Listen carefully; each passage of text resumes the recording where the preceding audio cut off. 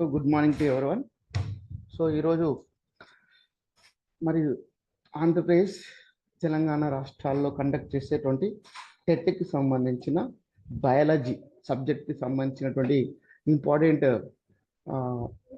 బిట్స్ని మనం డిస్కస్ చేస్తున్నాము. ఆఫెన్గా వీటి నుంచి దాదాపుగా 5 మార్కుల వరకు వచ్చే ఛాన్స్ ఉంది. సో ఆఫెన్గా మనం మిస్టేక్స్ చేస్తూ ఉంటాము.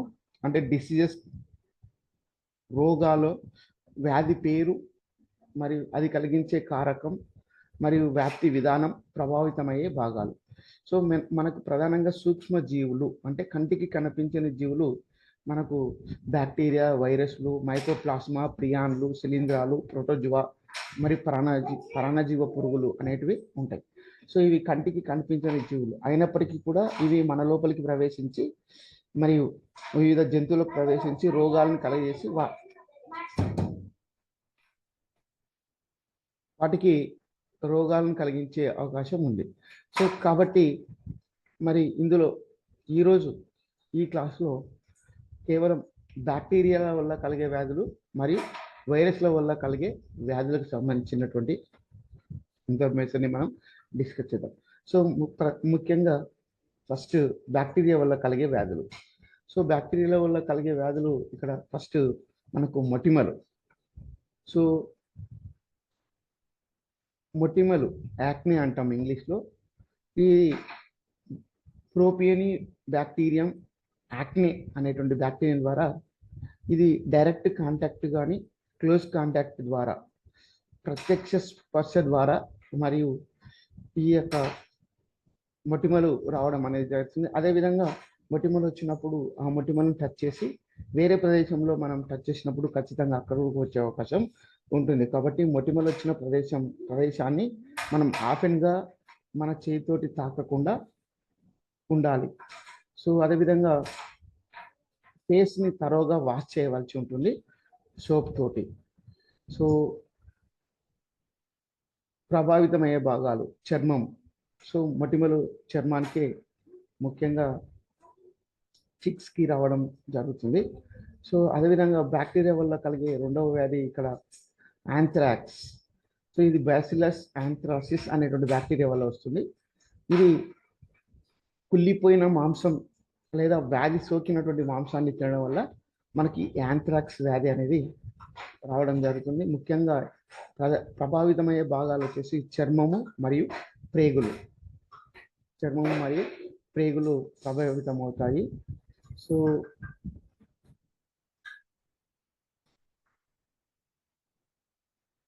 కలరా, ఇది ఆఫెన్గా మనకు పరీక్షల్లో వస్తూ ఉంటుంది.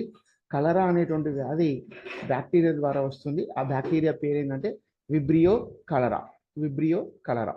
సో ఇది ముఖ్యంగా కలుషితమైనటువంటి నీరు, ఆహారం తినడం ద్వారా ఈ యొక్క వ్యాధి అనేటువంటిది రావడం జరుగుతుంది. సో మరి ముఖ్యంగా చిన్న ప్రేగు ఇన్ఫెక్షన్ అనేది, స్మాల్ ఇంటెస్టైనల్ ఇన్ఫెక్షన్ అనేది జరుగుతుంది. Next diphtheria. So diphtheria coryne diphtheria అనే బ్యాక్టీరియా ద్వారా వస్తుంది. గాలి ద్వారా కానీ ప్రత్యక్ష స్పర్శ ద్వారా కానీ ఈ యొక్క వ్యాధి రావడం అనేది జరుగుతుంది. మరి ప్రభావితమైనటువంటి భాగాలు వచ్చేసి గొంతు, శోషరస నాళాలు, నరాలు మరియు హృదయం కూడా ప్రభావితం అవుతుంది.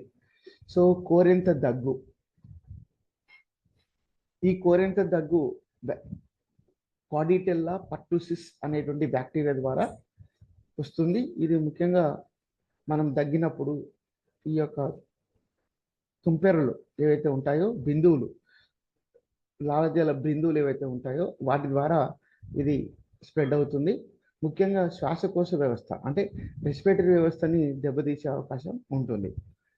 నెక్స్ట్ బ్యాక్టీరియా ద్వారా వచ్చేటువంటి వ్యాధి ధనుర్వాతం. ఇది క్లాస్ట్రిడియం టెటాని అనేటువంటి బ్యాక్టీరియా ద్వారా వస్తుంది. ఇది గాయాల ద్వారా మనకి లోపలికి ప్రవేశించి మరి ఈ ధనుర్వాతాన్ని కలిగిస్తుంది. ముఖ్యంగా దవడ కండరాలు పట్టేయడం, దవడ నొప్పి, కండరాల నొప్పులు ఉండడం అనేది జరుగుతుంది ఈ వ్యాధిలో. ముఖ్యంగా దవడకు ఇన్ఫెక్ట్ అయ్యే అవకాశం ఉంది. సో అదేవిధంగా బ్యాక్టీరియా వల్ల వచ్చే వ్యాధులు పెప్టిక్ అల్సర్స్. ఈ పెప్టిక్ అల్సర్స్ మనకు హెలికోబాక్టీరియా పైలోరి అనేటువంటి బ్యాక్టీరియా ద్వారా వస్తుంది. ఎప్పుడైతే మనం కలుషితమైనటువంటి నీరు వండిన ఆహారాన్ని మరియు అలాగే పెట్టి 3-4 డేస్ తర్వాత తినడం, అదేవిధంగా ఇంప్రాపర్ ఇంగ్రీడియంట్స్ వేయడం, కలుషితమైనటువంటి నీరు ఆహారం తినడం ద్వారా ఇది ముఖ్యంగా జీర్ణాశయము మరియు చిన్న ప్రేగులకు ఇన్ఫెక్షన్ అవుతుంది అనమాట. సో నెక్స్ట్ బ్యాక్టీరియా ద్వారా వచ్చేటువంటి అతి ముఖ్యమైనటువంటి వ్యాధి ప్లేగు. సో ఇది ఎర్సీనియా పెస్టిస్ అనేటువంటి బ్యాక్టీరియా ద్వారా వస్తుంది. ప్లేగు ఎర్సీనియా పెస్టిస్ అనేటువంటి బ్యాక్టీరియా ద్వారా వస్తుంది. ఇది గాలి ద్వారా కానీ మరి ప్రత్యక్ష స్పర్శ ద్వారా కానీ ఈ వ్యాధి వ్యాప్తి చెందుతుంది. మరియు ముఖ్యంగా లింఫ్ నోడ్స్ అంటే శోషరస నాళాలు, రక్తనాళాలు, ఊపిరితిత్తులు ప్రభావితమయ్యే అవకాశం ఉంటుంది. ఇక టీబీ అంటే క్షయవ్యాధి ముఖ్యంగా మైకోబాక్టీరియం ట్యూబెర్క్లోసిస్ అనే బ్యాక్టీరియా ద్వారా వస్తుంది. ఇది మరియు దగ్గినప్పుడు తుంపెర ద్వారా కానీ గాలికి సంబంధించినటువంటి కానీ ప్రత్యక్ష స్పర్శ అంటే ఎవరైతే టీబీ ఉన్న వాళ్ళ యొక్క టవల్స్ సాధారణమైన వ్యక్తులు వాడతారో వాటి యొక్క వాళ్ళకు కూడా ప్రభావితమయ్యే అవకాశం ఉంటుంది. ఈ క్షయవ్యాధిలో దెబ్బతిన్నటువంటి ఆర్గాన్స్ ఏవి అంటే ఊపిరితిత్తులు అన్నమాట. లంగ్స్ డ్యామేజ్ కావడం అనేది జరుగుతుంది. సో నెక్స్ట్ బ్యాక్టీరియా ద్వారా వచ్చేటువంటి వ్యాధి టైఫాయిడ్. సో ఇది సాల్మోనెలా టైఫీ అనేటువంటి బ్యాక్టీరియా ద్వారా వస్తుంది. ఇది ముఖ్యంగా కలుషితమైనటువంటి ఆహారం, నీరు ద్వారా రావడం జరుగుతుంది. కడుపు ఉబ్బడం, ఆకలి కాకపోవడం, తల తిరగడం ఇలాంటి సిమ్టమ్స్ అనేటువంటిది ఉంటాయి. ముఖ్యంగా స్టమక్ సంబంధించినటువంటి ఇది ఎక్కువగా ప్రభావితం చేస్తుంది. సో నెక్స్ట్ బ్యాక్టీరియాకి సంబంధించిన అతి ముఖ్యమైనటువంటి వ్యాధి కుష్టు వ్యాధి. ఇప్పుడు భారతదేశంలో ఇది అంతరించిపోయినటువంటి ఒక వ్యాధిగా చెప్పవచ్చు. కుష్టు వ్యాధి అంటే దాదాపుగా 0 రేంజ్లోకి వెళ్ళిపోయింది. ఒకప్పుడు 10% ఉండేది, 10% ఉండేది. ఇప్పుడు ఇది 0%కి రావడం జరిగింది కుష్టు వ్యాధి. సో ఈ కుష్టు వ్యాధి అనేటువంటిది మైకోబాక్టీరియం లెప్రే ద్వారా వస్తుంది. ఇది సోకిన వ్యక్తితో నేరుగా డైరెక్ట్ కాంటాక్ట్ ఉండడం వలన ప్రత్యక్ష స్పర్శ ద్వారా ఇది స్ప్రెడ్ అవుతుంది. ఇది ముఖ్యంగా చర్మము, కాళ్ళు, చేతులకు అంటే చేతుల యొక్క మొదళ్ళు, కాళ్ళ యొక్క మొదళ్ళు ప్రభావితమై చివరిగా మొత్తం స్ప్రెడ్ అవుతుంది. సో దీని యొక్క సివియారిటీ కాళ్ళు, చేతులు తొలగించవలసిన అవసరం ఉంటుందన్నమాట. సో ఈ కుష్టు వ్యాధికి సంబంధించినటువంటి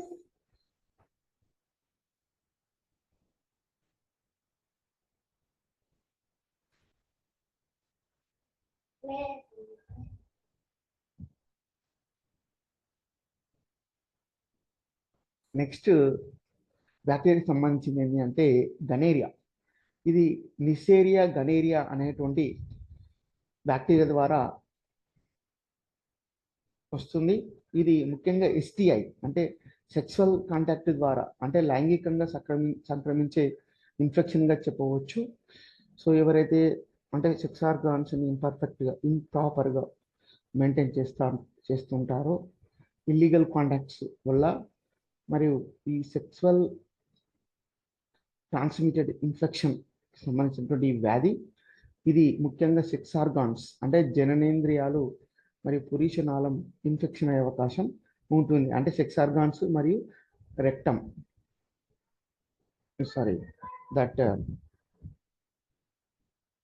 ఈ పురీషనాళం దెబ్బతినే అవకాశం ఉంటుంది. Next syphilis.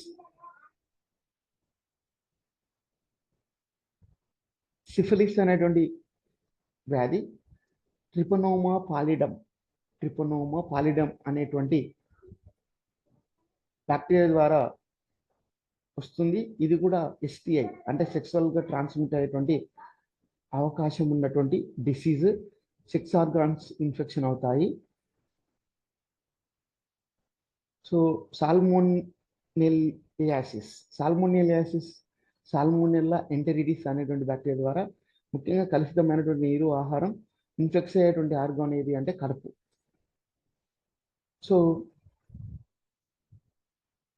మెనింజటిస్ ఇది చాలా చాలా ఇంపార్టెంట్. ఇది బ్రెయిన్కి సంబంధించినటువంటి అంటే మెదడుకి సంబంధించినటువంటి వ్యాధి. మెనింజటిస్ మనకు తెలుసు, మెదడు చుట్టూ పొరలు ఉంటాయి, వాటిని మెనింజటిస్ అంటారు. మరి అది దెబ్బతినడం అనేది జరుగుతుంది. ఈ నిసేరియా మెనింజటిస్ టిడిస్ అనేటువంటి బ్యాక్టీరియా ద్వారా ఈ వ్యాధి వస్తుంది. సో ఇది డైరెక్ట్ కాంటాక్ట్ ద్వారా కానీ మరియు డ్రాప్లెట్స్ అంటే ఈ దగ్గినప్పుడు తుమ్మినప్పుడు బిందువుల ద్వారా ఒక వ్యక్తి నుంచి ఇంకొక వ్యక్తికి రావడం అనేది జరుగుతుంది. మెదడు దెబ్బతినడం మరియు స్పైనల్ కార్డు దెబ్బతినడం అనేటువంటిది జరుగుతుంది. ఇది మెనింజటిస్ బ్రెయిన్కి సంబంధించినటువంటి వ్యాధి. నెక్స్ట్ స్ట్రెప్ థ్రోట్, ఇది చాలా ఇంపార్టెంట్. స్ట్రెప్ థ్రోట్ ఇది స్ట్రెప్టోకోకస్ పయోజీన్స్ అనే బ్యాక్టీరియా ద్వారా డైరెక్ట్ కాంటాక్ట్ లేక శ్వాసకోశ బిందువుల ద్వారా వస్తుంది. ఇది ముఖ్యంగా గొంతు ఇన్ఫెక్షన్ అయ్యే అవకాశం ఉంటుంది. అదేవిధంగా సెల్యులైటిస్, ఇది స్ట్రెప్టోకోకస్ స్టాఫిలోకోకస్ అరియస్ అనేటువంటి బ్యాక్టీరియా ద్వారా మరియు ఇది గాయం ద్వారా ఒక వ్యక్తి నుంచి ఇంకొక వ్యక్తికి స్ప్రెడ్ కావడం జరుగుతుంది. ముఖ్యంగా ఇన్ఫెక్ట్ అయ్యేటువంటి భాగాలు చర్మం, కాళ్ళు, చేతులు ప్రధానంగా ప్రభావితం అవుతాయి. నెక్స్ట్ అనదర్ డిసీజ్ బ్యాక్టీరియాకి సంబంధించింది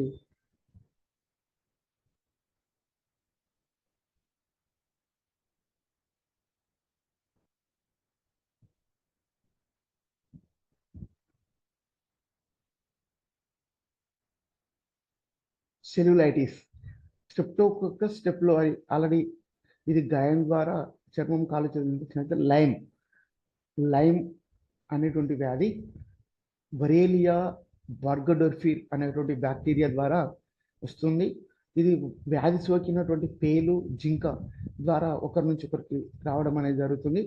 ముఖ్యంగా చర్మం మీద దద్దర్లు, కండరాలు, కీళ్ళు ఇన్ఫెక్షన్ అవకాశం ఉంటుందన్నమాట. నెక్స్ట్ ఇది చాలా ఇంపార్టెంట్, బొటులిజం. ఇది ఫుడ్ పాయిజనింగ్ అని చెప్పొచ్చు. Food poisoning disease botulism.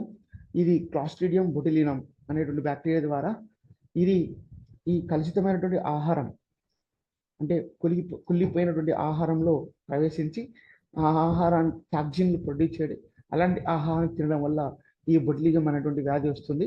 ముఖ్యంగా ఇది కంటి చూపు కోల్పోవడం, నోరు ఇన్ఫెక్షన్ కావడం, శ్వాస ప్రాబ్లం ఉండడం, కండరాల పక్షవాతం అనేది రావడం జరుగుతుంది ఈ బొటులిజం ఫుడ్ పాయిజనింగ్ ద్వారా. సో క్లామిడియా అనేటువంటి వ్యాధి క్లామిడియా ట్రాకోమటిస్ అనేటువంటి బ్యాక్టీరియా ద్వారా వస్తుంది. ఇది ఈ సెక్స్ ఆర్గాన్స్కి సంబంధించినటువంటి వ్యాధి. సో ఇది సెక్సువల్లీ ట్రాన్స్మిటెడ్ ఇన్ఫెక్షన్ ద్వారా సంక్రమిస్తుంది. ఇది ముఖ్యంగా మౌత్, మూత్రనాళము, పురీషనాళము, గర్భాశయాన్ని ఇన్ఫెక్షన్ అయ్యే అవకాశం ఉంది. సో ఇది బ్యాక్టీరియాకి సంబంధించినటువంటి మానవులలో వచ్చేటువంటి వ్యాధులు. వేటి వల్ల అంటే బ్యాక్టీరియా ద్వారా. సో